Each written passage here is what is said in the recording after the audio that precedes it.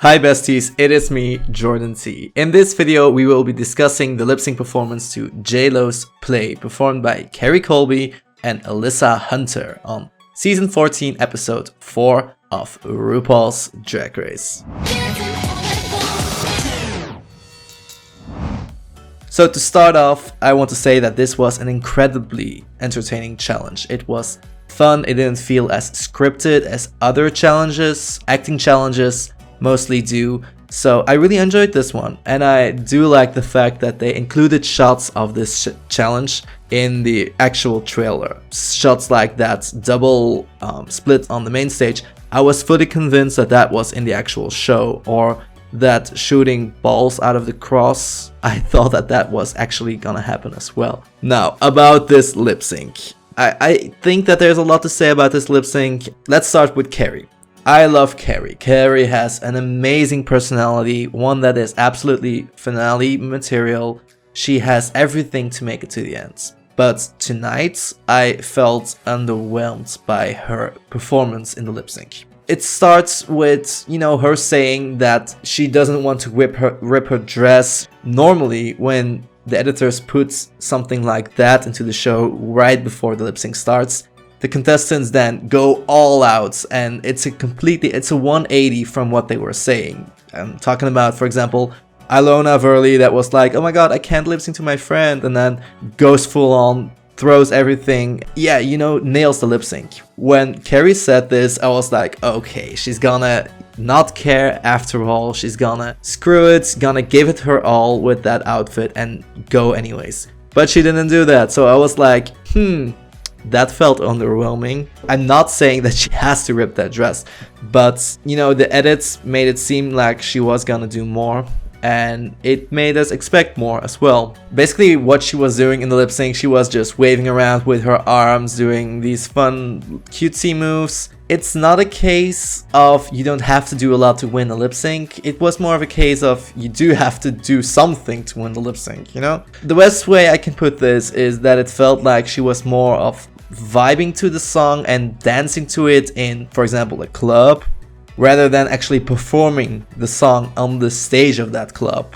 Now, Alyssa nailed every move. She has a tight lip sync, and she matches the song energy. She knows how to pace her reveals as well, if that makes sense. Let's put it this way. If this were Just Dance, she had every gold move in the bag. I felt like the money gun issue wasn't even that bad, because she solved the situation, she got up fast, she picked up the money, she threw it in the air, and she still continued.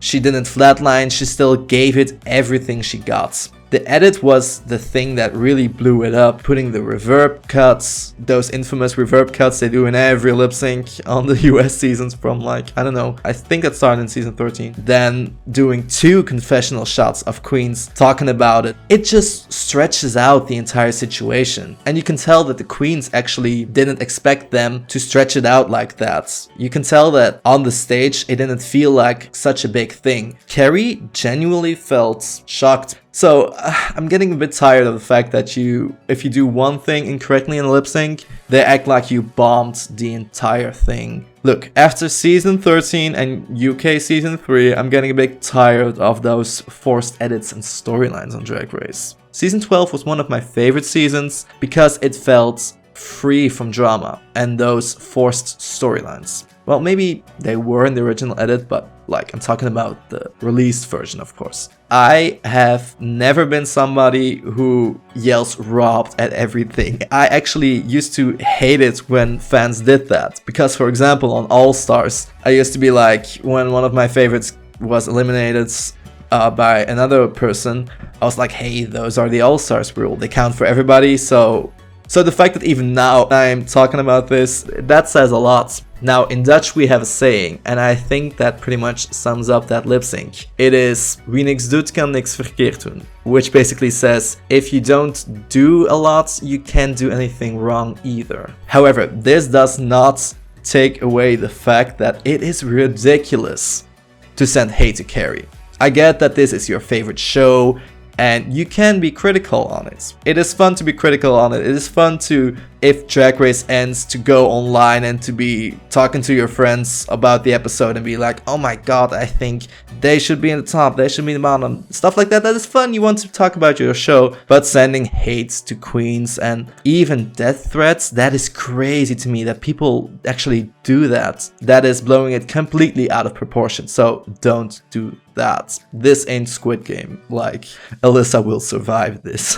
As always, I like to select a favorite moment of this lip sync. Actually, just the beginning of the song when Alyssa showed how tight her lip sync is was really enjoyable to me, so I'ma pick that. Get my request to the DJ, 'cause my song he's gotta play. As y'all can tell, my finals are finally done, which means that I am back on this channel. Feel free to comment your thoughts and opinion on the lip sync, and I'll be happy to read all of those while I'm in the black hole of life after your exams finish. Stay tuned to see more of Jordan T.